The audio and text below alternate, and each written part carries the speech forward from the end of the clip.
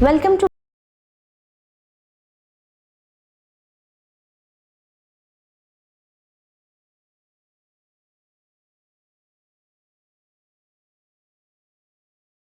prestigious names such as Edelweiss, Standard Chartered and HDFC, and also growing fintech startup ecosystem.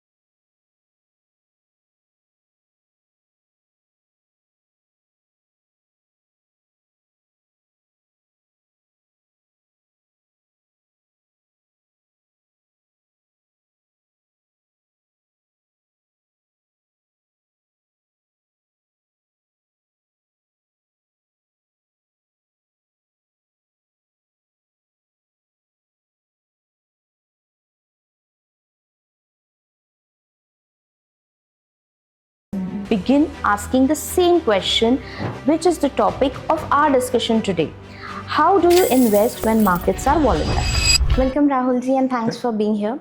So over the last few weeks, the world is watching escalating tensions in West Asia, conflict headlines, geopolitical escalations, headlines, and oil prices swing.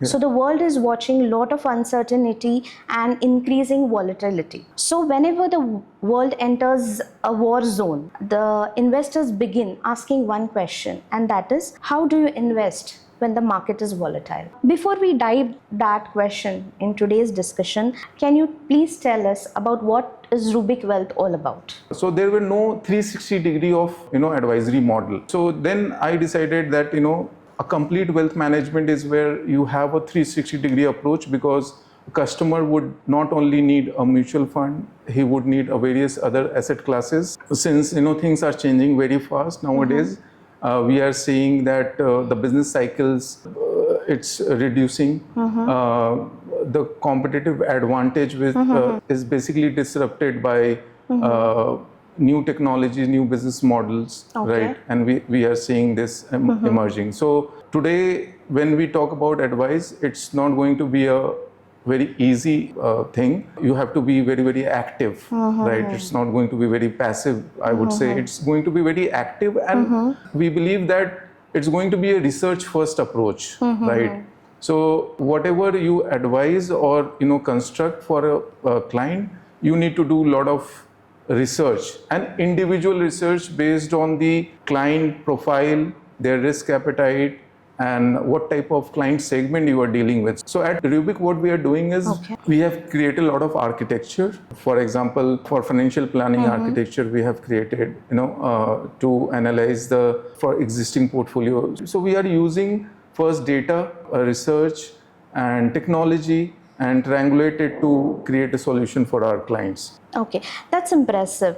Now, with your vast experience in finance, what investing tips would you like to give, or directions would you like to give to our viewers during this, especially this volatile markets and with the war happening? Firstly, whenever it's not going to be a linear, so when you are investing, as I said, it's not going to be a very linear journey, ups and downs. So our role is first to build a very strong strategy for the client. So at a very high level, what it need to be done is to build a goal-based portfolio. Okay, obviously with the risk profiling of the customer, how the customer will behave, and a lot of conversations should also happen with the customer, right? Okay. To understand their need and their risk appetite and what they have invested. And every client, I believe, they have their own convictions, right? So we don't have to do something for the sake of doing something, but understanding their natural instinct, their interest. For example, a lot of clients, they have initial interest of investing in real estate. Okay. And when as advisor we meet with those clients, we see a lot of concentration in real estate.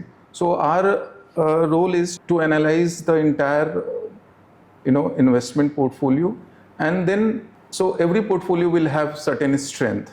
Okay. So leveraging on the strength and identifying the weakness in the portfolio, and then creating a solution around it. Obviously, then you do a lot of research. There are a lot of frameworks which is used, right? So looking at the cycle, market cycle, looking at the customer, at what time they are coming, your model or system, you should be equipped with those systems which helps the client to solve such question. Yes, coming back to your the question, so every dip or every correction of that level, right, obviously gives a lot of opportunity for the investment, for any retail investor. And there is a natural thing that whenever there is this type of news, right, so obviously there is a fear, and out of that fear, panic selling happens, market falls, right?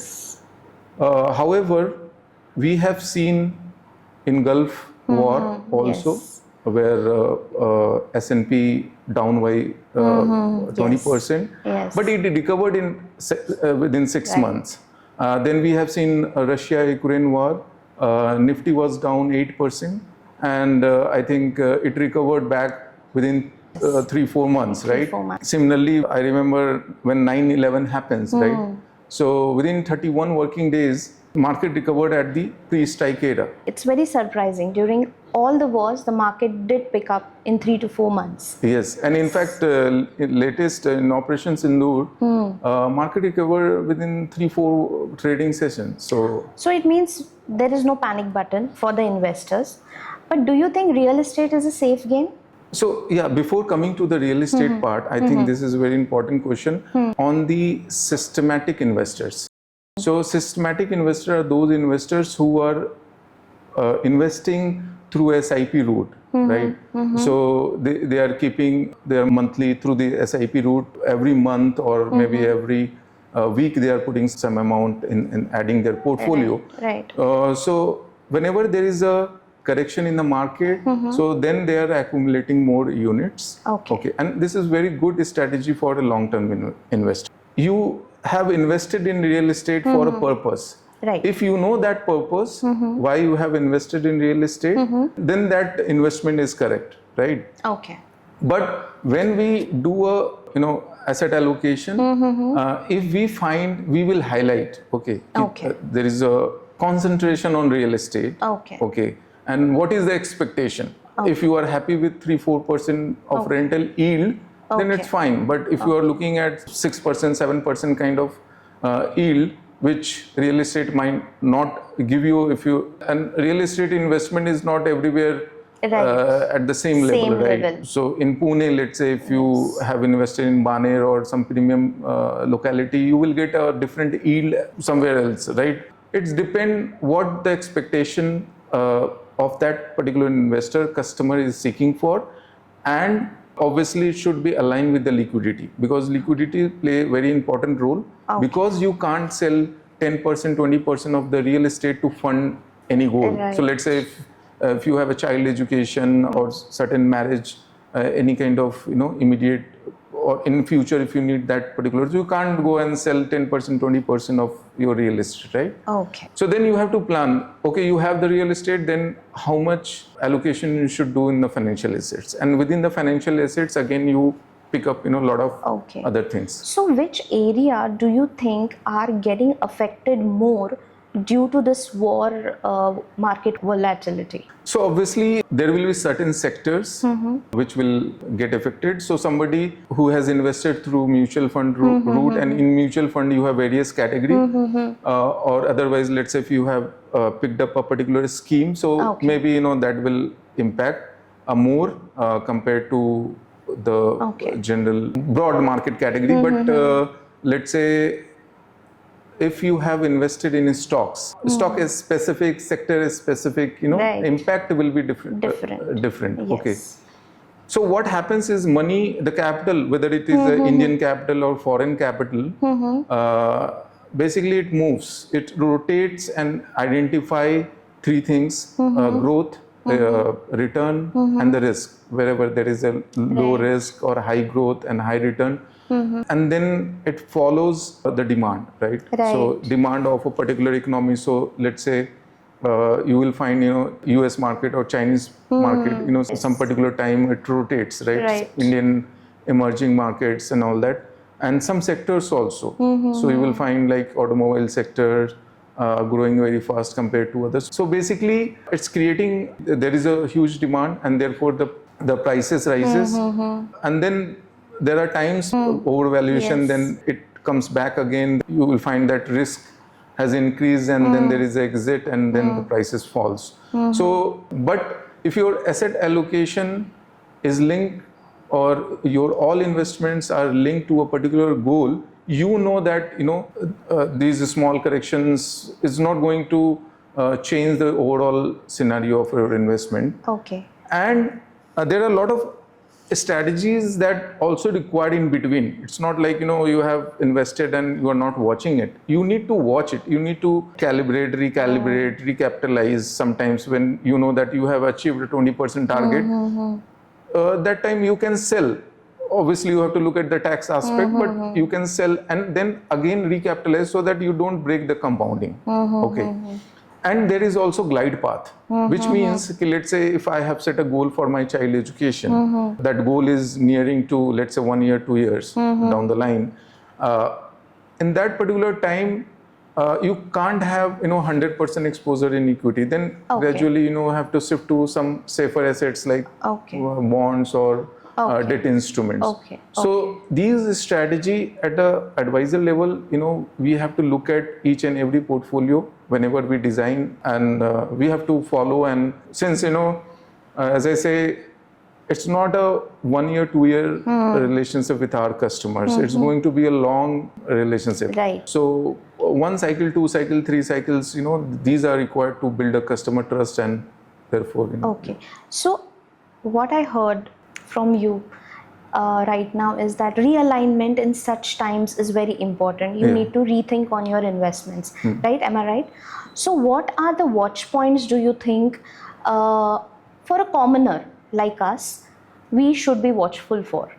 Your portfolio or your investment should be aligned with your goals. And if there are certain short-term goals, like you are planning to buy a home, and if you have invested in equities, so then you are in problem, right? So otherwise, you would have invested in some balanced strategy or some debt or something like that. So if you are stuck there, then obviously you need to take a call, because for you the important thing is to achieve that goal, right? So I think then you have to take a call. Otherwise, if you have invested for a longer period of goal or medium-term goal, and you know that your asset allocation is invested proper asset allocation strategy, then I don't think that change required so often, right? So it's so frequent, basically. But let's say sometimes if you are doing ad hoc or buying a narrative, so let's say if somebody would have bought a gold or silver because of that narrative, right? So I think there sometimes people get stuck. Let's say if you want to buy a narrative, then you start early. Is it the right time to buy a house, or should we pause? Do you think there is some panic button in real estate? So basically this is a very common question that we hear from our clients, right? So what I ask from to my client is basically why you want to buy a home. Let's say if you already have a home or you want to buy for living, right? It depends on the reason why a customer or the client wants to invest in real estate. So also depends their portfolio currently, how much liquidity they have. If let's say they already have a home and they don't have the liquidity and they don't have the financial assets, and there are certain goals which are in medium term or long term. So how he is going to achieve those goals if he invest, because real estate investment is not like putting 10 lakh or 20 lakh. You need a very large corpus for that particular investments. And for the other goals, you need a lot of liquidity. So if you have the liquidity and if you wish to, if you are getting a good opportunity at a right place, then obviously you should go ahead for it. But again, it depends on the client choice and his current situations. So most of the time, it is the rumors and the panic which is spread Yeah. due to war or any particular event. Should we focus on that, or should the investor focus on the strategy? So can I get your point of view on that? If you don't have a strategy, you are shooting in dark, basically. Okay. You don't have targets, you don't know your own goals, then ad hoc investment may work for one time, two times, but not for a longer period of time, right? So a strategy becomes very important, and nowadays in new era of investing, it become more profound. Okay.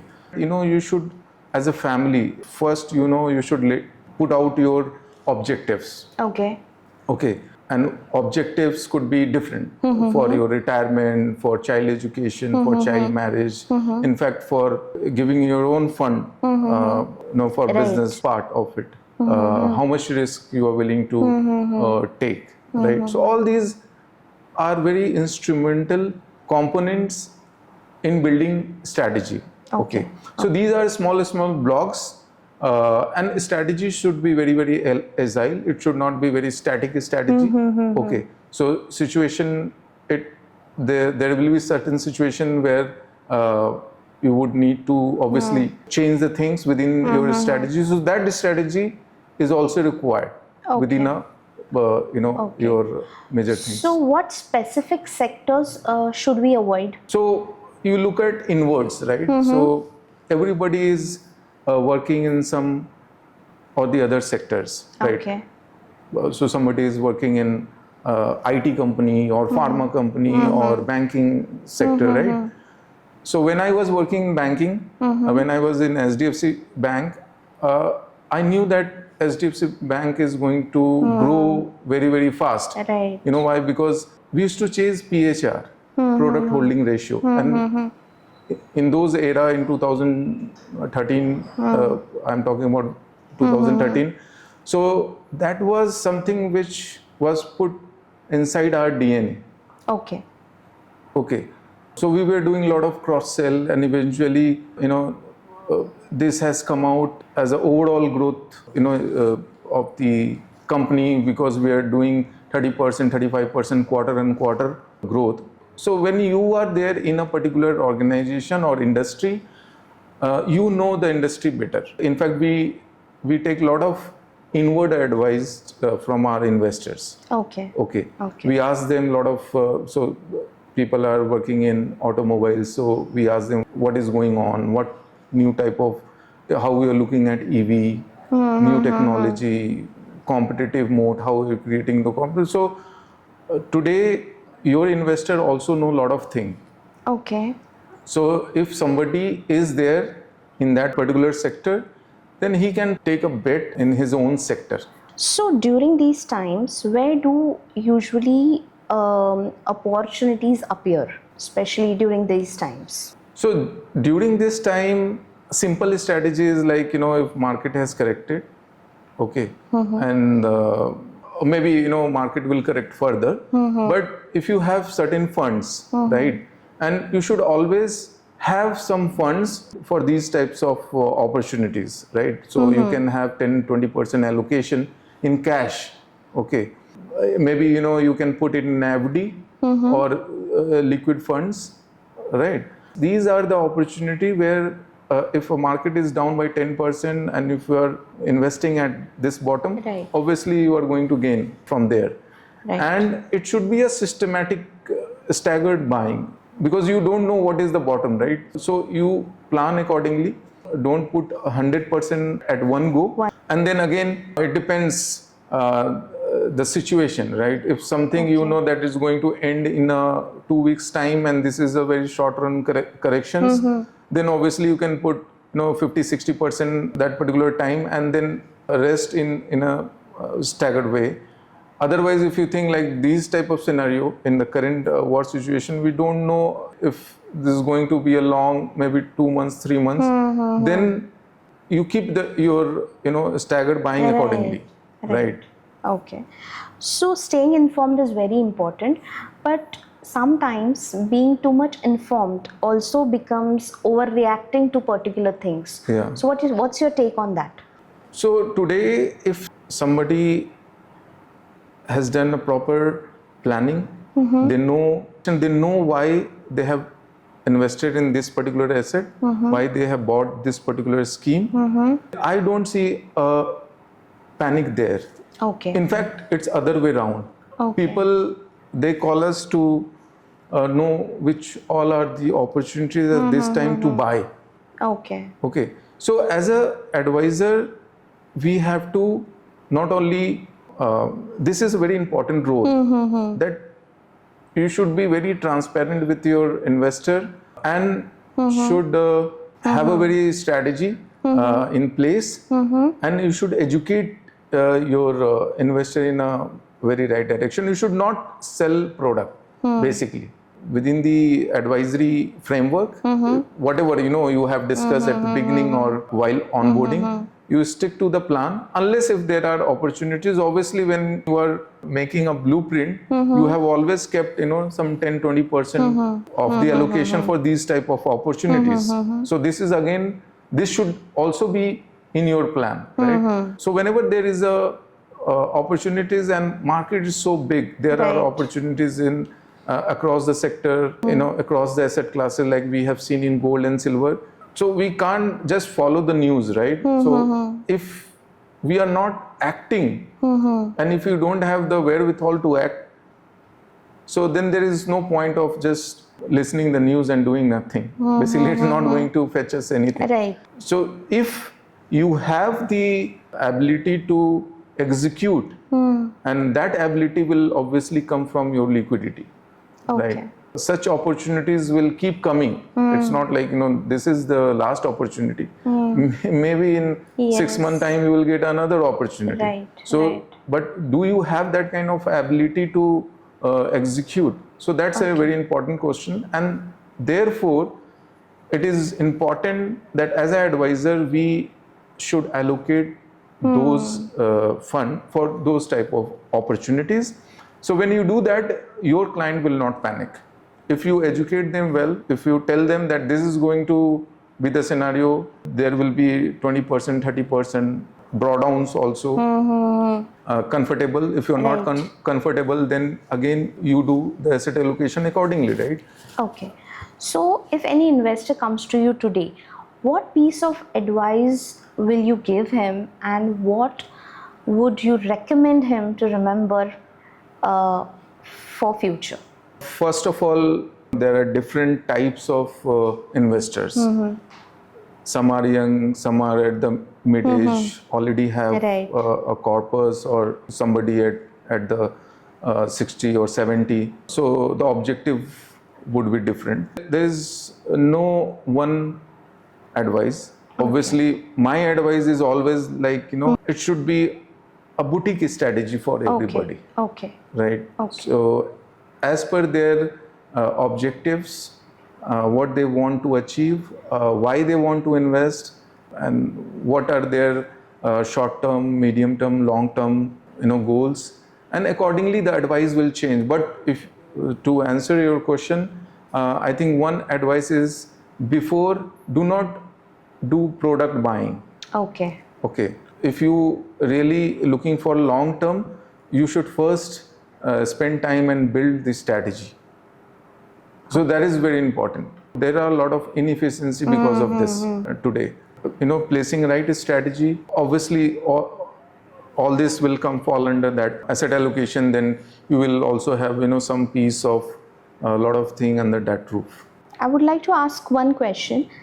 Most of the middle class, upper middle class families from the age of 40 to 45, they are right now into planning for their future, child education, travel, definitely buying new properties.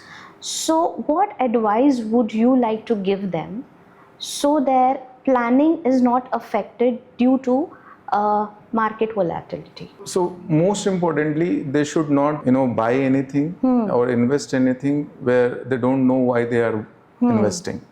So you should attach your goal with your investment. So this is very important because see, you have a limited source of income, right? Obviously, your income grows 10%, 15%, 20%, no whatever at an annualized basis. So you have a limited source of income, and from that income, you do savings and investments, right? So it is very important that every penny of your money should be allocated to a right vehicle with a right strategy. For that, you should know your blueprint. जैसे अभी हम for example अगर हम घर बनाते हैं, right, so first हम ईंट वगैरह या सीमेंट ऑर्डर नहीं करते, right, what we do is first we create a architecture, right, हम उसका ब्लूप्रिंट बनाते हैं कि कहाँ पे किचन होगा, कितना साइज का रूम होगा. सो ये सब आपको पहले पोर्टफोलियो में बनाना है. और अगर ये चीज ऐसी नहीं है कि you can't do it, you have not done, the first thing that you should do is build a blueprint. And once you have the blueprint, you know that आपके टारगेट्स क्या हैं, आपके ऑब्जेक्टिव्स क्या हैं, आपके एजुकेशन, आपके retirement में कितना कॉर्पस चाहिए. So lot of this thing so will come out with a full investment is not it's a engineering problem, sorry, not a sales problem. Key engineer your things. And the second is that you should approach to a right advisor. Okay, as I said earlier also that investing is not for 1 year, 2 year, 3 year. It's a long journey. Right. So you need a coach. Even Virat Kohli, he needs a coach, right? So the coach role is to help you to work on your strength, okay, to amplify those strengths, but also at the same time identify where are the gaps and what are the strategy, how to take it along. And during this journey, the calibration, reviews and all that, it should be there. So as you suggested, long-term strategy is very important. So according to your experience, where do you find people are struggling or investors are struggling with the long-term strategy? Where exactly do you think they are struggling? So they are struggling because there is no strategy at all. Most of the time. Okay. And they would have during their journey they would have invested because of in some product where they would have faced some issue, because now we are talking about a lot of goal based investment strategy and all. Earlier investment was very easy, like putting money in FD or buying some mutual fund, that's all. When I was in bank, so I have seen how investor, they used to put, there were no such strategy or goal allocation, nothing sort of that comes to our mind. So now the things are changing because obviously the dynamics of the market, the investment, everything is changing. So whatever is done in past, so we need to look at those. So for example, debt consolidation is also very important in the whole scheme of things. Your emergency funds are also part of this strategy. How you secure your family is also one of the part of investment things. So investment is not only about investing in mutual fund or stock, right? So diversification is important. Diversification is your risk, how you manage your risk. But when we talk about the 360 degree of wealth planning or wealth strategy, so your emergency fund becomes very important role. Then your insurance, how you protect your family for life and health, and then how you invest money, how you frame your risk framework, your asset allocation strategy, and choosing the right vehicle, and then monitoring and doing the review every year or every quarter. Let's focus on HNI investors specifically. So it's been 2 decades that you're dealing with your HNI investors. You have seen through a lot of ups and downs. So in a broader perspective, with the current situation, with the global market, how are you seeing the investors are behaving? So obviously HNI investors, they have a larger corpus, right, and then it becomes important for them that how they see the things right now. For a 10% decline in portfolio means crores, right? Right. Obviously, so again, it's diversification plays a very important role because HNI would not put 100% in equity, Right. So they keep some portion in equity and most of the portion in debt and other strategy like real estate. However, there are other sophisticated things which are associated with HNI. For example, ESOPs. So they would have ESOPs, right? Yes. For example, recently we have drafted a strategy and we have given to our HNI investors is basically when the market has corrected and if you have ESOPs and obviously the stock has come down, so it's a good time to buy those. If you have a vested ESOP, so you can buy at a when it's down, because then you have a perquisite taxes which you save and set off against your obviously then when it bounce back. So there is some opportunities for them. So likewise there are always a pocket for HNI to explore in this type of inefficiencies from the market and to get an opportunity. So this is one of the example which I gave you. Okay. So my last question, how should investors mentally approach next few months? So approach should be systematically. Whatever, if you have let's say lump sum, if you are doing through SIP, if you know for what purpose and you are comfortable with these downturns, then you do it systematically. This is the right approach. If you are sitting with a lump sum, put it systematically. Okay. Consult with your advisor. That's more important. I think if you have a right advisor, he will keep guiding you. And this is the role of advisor, right? To navigate the behavior through these times. Okay. So with these uncertainties, how Rubik Wealth's product GBBI can help people? GBBI means goal-based boutique intelligence. It's our internal framework that we have created at Rubik Wealth.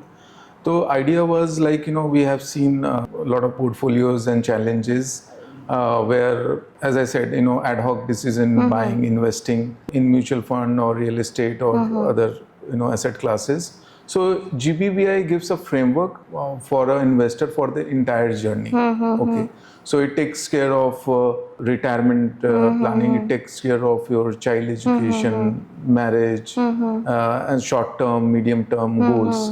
So idea is to have a growth within your portfolio along with the stability, liquidity, and all that within a very vast structure framework and all that. So we use a lot of smart strategies, data science, research-based, and technologies. But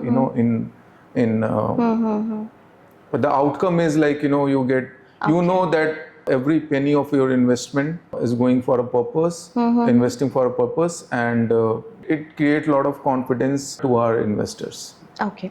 So thank you, Rahul ji, for taking time and educating our viewers on how to invest smartly in difficult times. So if you want to get in touch with our expert Rubik Wealth team, you can check the number and the website below.